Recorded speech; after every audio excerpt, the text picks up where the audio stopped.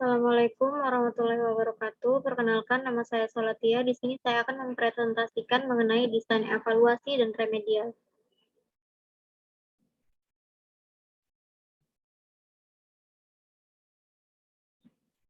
Yang pertama, pengertian evaluasi pembelajaran. Evaluasi berasal dari kata evaluation yang kemudian diserap ke dalam bahasa Indonesia menjadi evaluasi yang berarti suatu upaya untuk menentukan nilai atau tujuan. Evaluasi harus dilakukan secara berhati-hati, bertanggung jawab, menggunakan strategi, dan dapat dipertanggungjawabkan.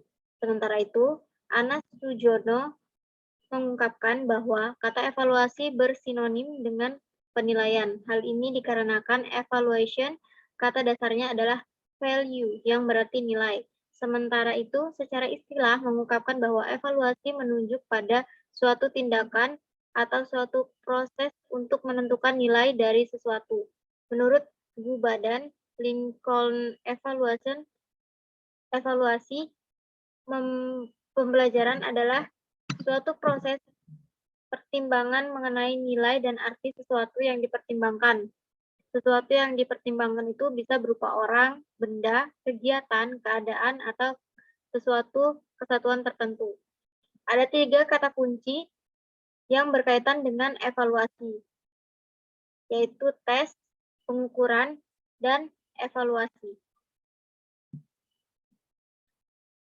Selanjutnya, fungsi evaluasi pembelajaran. Evaluasi merupakan proses sangat penting dalam kegiatan pendidikan formal. Mengapa demikian? Bagi guru, evaluasi dapat menentukan efektivitas kinerjanya selama ini, sedangkan bagi pengembang kurikulum, evaluasi dapat memberikan informasi untuk perbaikan kurikulum yang sedang berjalan. Ada beberapa fungsi evaluasi, yakni yang pertama, evaluasi merupakan alat yang penting sebagai umpan balik bagi siswa. Melalui evaluasi, siswa akan mendapatkan informasi tentang efektivitas pembelajaran yang dilakukannya. Dari hasil evaluasi, siswa akan dapat menentukan harus bagaimana proses pembelajaran yang harus dilakukannya. Yang kedua, evaluasi merupakan alat yang penting untuk mengetahui bagaimana ketercapaian siswa dalam menguasai tujuan yang telah ditentukan. Yang ketiga, evaluasi dapat memberikan informasi untuk mengembangkan program kurikulum. Informasi ini sangat dibutuhkan, baik bagi guru maupun pengembang kurikulum, khususnya untuk program perbaikan selanjutnya. Yang keempat, evaluasi berguna untuk para pengembang kurikulum, khususnya dalam menentukan kejelasan tujuan khusus yang ingin dicapai. Yang kelima, evaluasi berfungsi sebagai umpan balik untuk semua pihak yang berkepentingan di sekolah. Selain itu, terdapat beberapa fungsi lainnya, diantaranya untuk mengukur kemajuan belajar peserta didik, untuk menilai kemajuan belajar peserta didik, serta untuk menentukan suatu kebijakan. Jenis dan teknik evaluasi pembelajaran. Pada tahun 1971, Bloom mengenalkan jenis evaluasi pembelajaran yang terdiri dari evaluasi formatif dan evaluasi sumatif. Setelah itu, jenis-jenis evaluasi pembelajaran tersebut mengalami perkembangan. Setidaknya ada 4 jenis evaluasi pembelajaran yang biasanya dilakukan untuk kepentingan pembelajaran sebagai berikut. Yang pertama, evaluasi formatif, yaitu evaluasi pembelajaran yang dilaksanakan setiap peserta didik selesai mempelajari beberapa kompetensi dasar yang harus dicapai pada mata pelajaran tertentu di suatu pokok bahasan mata pelajaran tersebut. Tujuannya adalah untuk menilai tingkat ketercapaian atau KD. Jika ada peserta didik yang belum mencapai, maka diadakanlah remedial. Yang kedua, evaluasi sumatif, yaitu evaluasi pembelajaran yang dilaksanakan di setiap peserta didik selesai mempelajari beberapa kompetensi dasar yang harus dicapai pada mata pelajaran tertentu di suatu pokok bahasan mata pelajaran tersebut. Biasanya evaluasi pembelajaran sumatif dilaksanakan di setiap pertengahan dan akhir pembelajaran. Dengan demikian, evaluasi sumatif ini bertujuan untuk menilai hasil pencapaian belajar peserta didik terhadap berbagai kompetensi yang harus dikuasainya dalam suatu periode, seperti akhir semester di kelas terakhir atau ujian nasional. Yang ketiga, evaluasi diagnostik. yaitu evaluasi pembelajaran yang dilaksanakan sebagai sarana untuk mendiagnosis berbagai kendala dalam proses pembelajaran. Evaluasi pembelajaran ini sangat bermanfaat untuk meneliti maupun mencari sebab kegagalan dalam proses pembelajaran dan untuk mengetahui di mana letak kesulitan belajar peserta didik. Yang keempat, evaluasi penempatan, yaitu evaluasi pembelajaran yang dilaksanakan untuk menempatkan peserta didik dalam suatu program pendidikan atau jurusan yang sesuai dengan kemampuan, baik potensial maupun aktual, dan minat peserta didik. Evaluasi pembelajaran ini sangat bermanfaat dalam proses menentukan jurusan sekolah.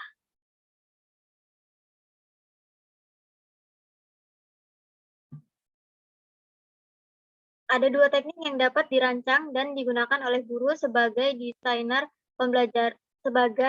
desain pembelajaran saat melaksanakan keempat jenis evaluasi pembelajaran, yaitu sebagai berikut. Yang pertama, ada teknik evaluasi pembelajaran tes.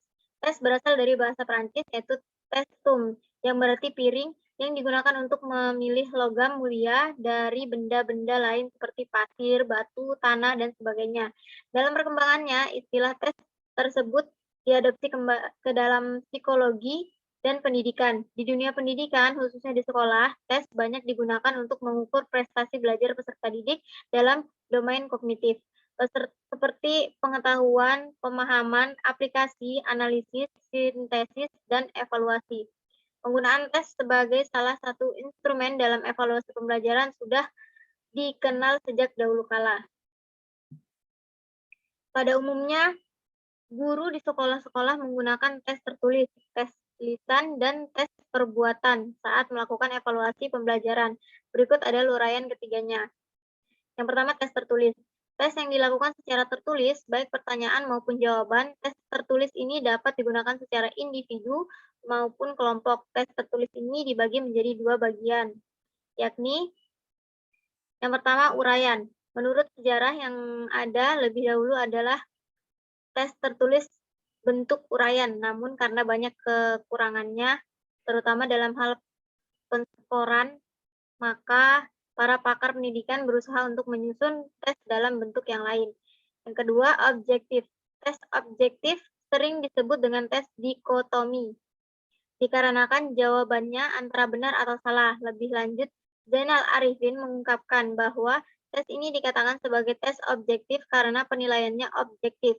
Siapapun yang mengoreksi jawaban tes objektif, hasilnya akan sama karena kunci jawabannya sudah jelas dan pasti.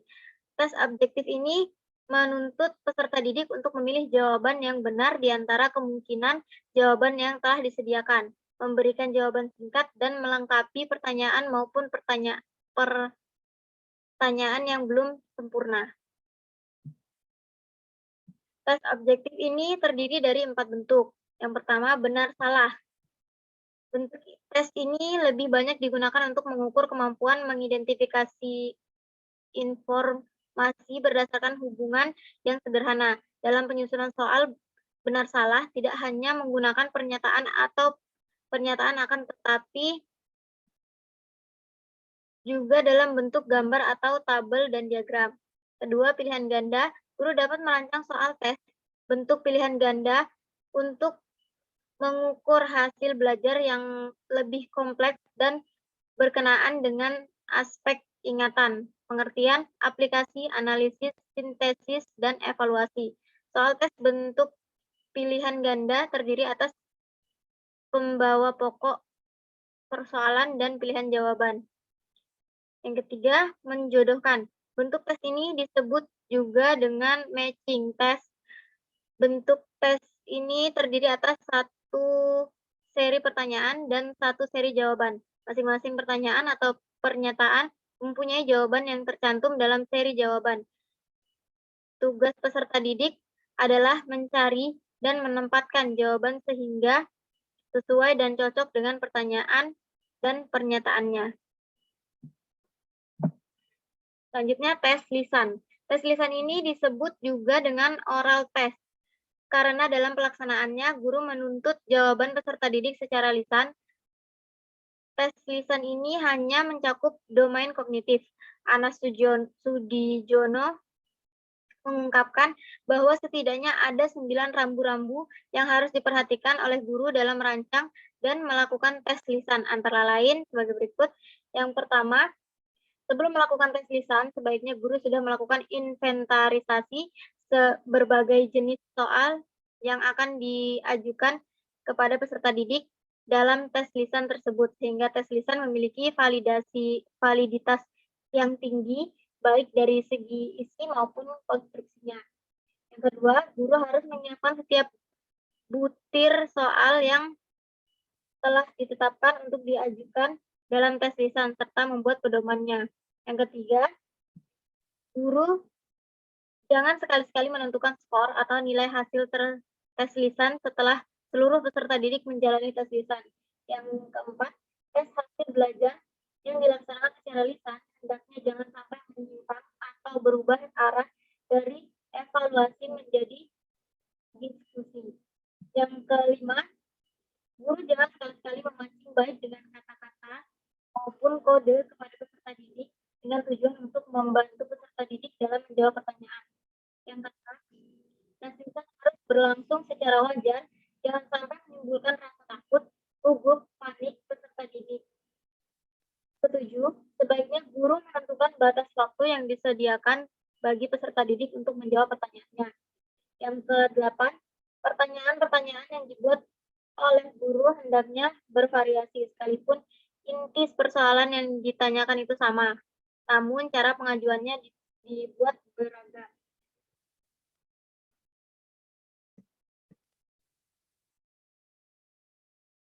Selanjutnya, usahakan tes lisan dilakukan secara individual agar tidak memengaruhi mental peserta didik yang lainnya.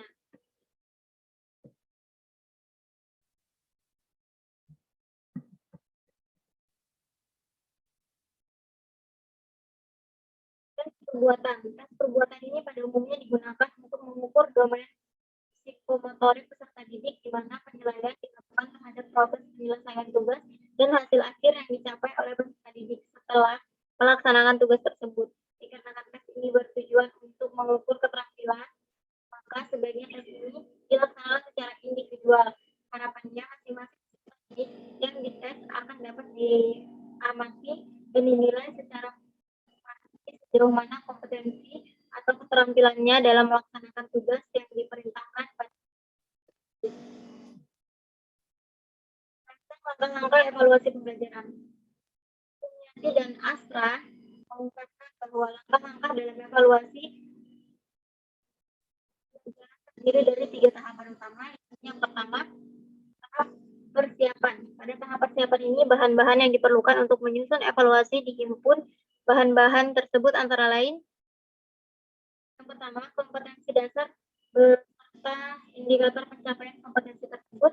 Yang kedua, ruang lingkup dan sistematika materi pembelajaran. Yang ketiga, kisi-kisi evaluasi pembelajaran. Keempat, menuliskan butir-butir soal dengan bentuk bagaimana yang dirancang dalam kisi-kisi. Yang kelima, jika diperlukan, soal perlu diuji lebih dahulu sebelum diperbanyak sesuai dengan kebutuhan. Kedua, tahap pelaksanaan. Melaksanakan evaluasi pembelajaran harus disesuaikan dengan maksud atau tujuan tertentu. Evaluasi formatif dapat dilaksanakan setiap kali selesai dilakukan proses pembelajaran terhadap satu unit pelajaran tertentu. Sementara itu, evaluasi sumatif dilakukan di akhir program, apakah di akhir semester atau di kelas terakhir. Sedangkan evaluasi diagnostik dilaksanakan sesuai dengan kondisi dan kebutuhan peserta didik. Yang terakhir, tahap pemeriksaan. Dalam tahap pemeriksaan ini dilakukan penentuan dan pengolahan angka atau skor melalui kegiatan koreksi dalam mengoreksi hasil peserta didik. Seharusnya guru membuat dan menggunakan kunci jawaban baik untuk evaluasi dengan tes objektif maupun tes uraian.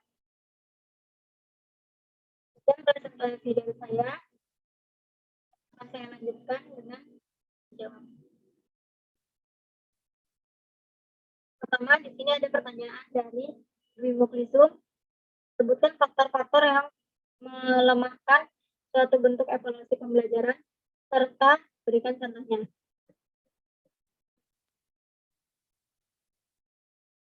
Faktor-faktor ini dijabarkan oleh Campbell dan Stanley dalam pembahasan mereka mengenai penelitian eksperimental.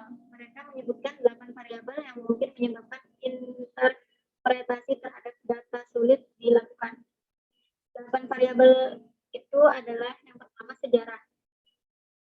Ketika suatu program dilaksanakan dalam jangka waktu tertentu dan dalam jangka waktu tersebut ada program lain yang juga dilaksanakan, maka hal ini akan menyebabkan hasil akhir yang menjadi tidak jelas. Sebagai contoh, program spesial remedial dilaksanakan di sebuah SD, sementara pada saat yang bersamaan stasiun TV pendidikan lokal menayangkan program pembelajaran matematika SD.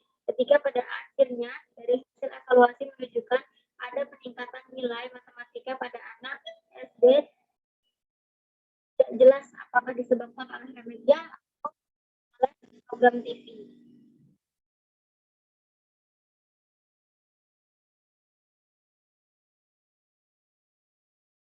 Kedua, kedewasaan.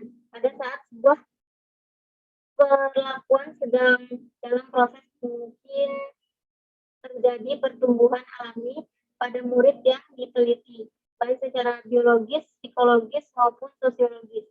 Pertumbuhan ini akan menyebabkan hasil evaluasi menjadi tidak jelas. Contohnya, hasil akhir tes membaca murid-murid kelas 1 pada akhir tahun pelajaran meningkat. Namun, peningkatan ini tidak jelas apakah disebabkan oleh pembelajaran yang mereka terima atau karena mereka berusia 9 bulan lebih tua. Ketiga, ujian. Siswa yang sudah 2 kali mengikuti tes, seperti dalam desain post test, biasanya akan lebih ahli pada saat post test. Hal ini membingungkan. Apakah siswa tersebut menjadi ahli karena memang diberi perlakuan atau karena memang dia sudah pernah mengikuti tes yang tes. Keempat, instrumentasi. Jika alat ukur diganti selama proses evaluasi, maka perubahan yang terjadi pada murid terkadang bisa dikaitkan dengan perubahan alat ukur tersebut, bukan karena fenomena pendidikan yang sedang dievaluasi. Contohnya, ketika 2 jenis tes digunakan untuk melakukan evaluasi, di mana lebih sulit dibandingkan post test, maka ketika terjadi peningkatan hasil siswa pada post test lebih sering dikaitkan dengan masalah sulit mudah ini, bukan karena adanya program yang diberikan. Kelima, ketidakstabilan. Ketika pengukuran yang digunakan dalam evaluasi tidak terlalu stabil, maka hasil akhir yang didapat juga menjadi tidak jelas. Dalam suatu evaluasi, hasil akhir biasanya menjadi tidak jelas apabila individu yang dimasukkan dalam kelompok penelitian memiliki perbedaan. Sekelompok siswa yang rajin belajar dan bermotivasi tinggi diberi perlakuan X, sementara perlakuan Y diberikan kepada sekelompok siswa yang malas, maka seolah-olah perlakuan X akan lebih efektif daripada perlakuan Y. Yang ketujuh, moralitas. Ketika 2 atau lebih kelompok digunakan dalam penelitian, salah satu atau beberapa individu keluar dari kelompok, maka hasil evaluasi menjadi tidak jelas. Contohnya 2 kelompok yang diberi perlakuan sedang teliti mengenai pendapat mengenai sekolah. Dalam penelitian, seseorang atau beberapa siswa dari salah satu kelompok pindah ke sekolah lain. Sementara siswa-siswa ini merupakan siswa yang memiliki pandangan positif terhadap sekolah. Karena kehilangan siswa ini, maka kelompok yang lain seolah-olah terlihat lebih baik daripada kelompok yang ditinggalkan. Yang kedelapan, statistik regressi. Jika siswa yang dipakai dalam evaluasi adalah siswa-siswa dengan skor yang terletak jauh dari keseimbangan, deviasi statistik nilai terlalu tinggi atau lebih seringnya memiliki skor yang terlalu rendah, maka ketika ada peningkatan nilai terhadap siswa yang diteliti, seolah-olah karena adanya suatu perlakuan tertentu. Yang kedua, simak dia dulu, sebutkan dan jelaskan apa saja penilaian berbasis kelas itu. Ada beberapa karakteristik penilaian berbasis kelas. Berbasis kelas memiliki karakteristik yang istimewa, yaitu sebagai berikut. Yang pertama, berpusat pada belajar dan berakar dalam proses pembelajaran. Belajar adalah perubahan dalam perbuatan melalui aktivitas karakter dan pengalaman belajar. Untuk menuju pada perubahan melalui aktivitas, karakter dan pengalaman dibutuhkan adanya pembelajaran yang dilakukan guru baik di dalam maupun di luar kelas. Guru harus tahu peserta didik, yaitu dengan melakukan penilaian secara menyeluruh dan sistematik dalam proses pembelajaran di kelas. Karena fokuskan pada belajar, maka penilaian berbasis kelas memerlukan partisipasi aktif peserta didik. Dalam hal ini, guru terus-menerus memotivasi peserta didik agar hasil belajar mereka meningkat. Karakteristik penilaian berbasis kelas itu berpusat pada belajar dan maksudnya, yang utama penilaian berbasis kelas yaitu untuk memperbaiki hasil belajar. Apabila peserta didik memiliki nilai yang kurang baik dari suatu mata pelajaran, maka yang harus diperbaiki yaitu menekankan pada bagaimana peningkatan hasil belajar peserta didik, bukan memperbaiki cara mengajar. Jadi penilaian berbasis kelas dipandang sebagai suatu usaha guru untuk membangun proses pembelajaran yang lebih baik. Karena berbasis kelas dapat melakukan umpan balik pada belajar peserta didik lebih sistematik, fleksibel, dan efektif. Kedua, umpan balik. Yang dimaksud umpan balik adalah pemberian informasi yang diperoleh dari tes atau alat ukur lainnya kepada siswa untuk memperbaiki atau meningkatkan pencapaian belajar. Membantu dan mempermudah belajar apabila dipenuhi syarat-syaratnya sebagai berikut. Mengkonfirmasi jawaban-jawaban benar yang diberikan siswa, kepadanya seberapa jauh dia memiliki materi belajar yang identifikasi kesalahan serta memperbaikinya atau menyuruh siswa memperbaikinya sendiri. Dan terakhir, melalui umpan balik ini seluruh pihak yang berkepentingan di sekolah, baik kepala sekolah, guru, dan peserta didik dalam proses pembelajaran akan menjadi lebih efisien. Presentasi dan jawaban dari teman-teman kurang lebih. Assalamualaikum warahmatullahi wabarakatuh.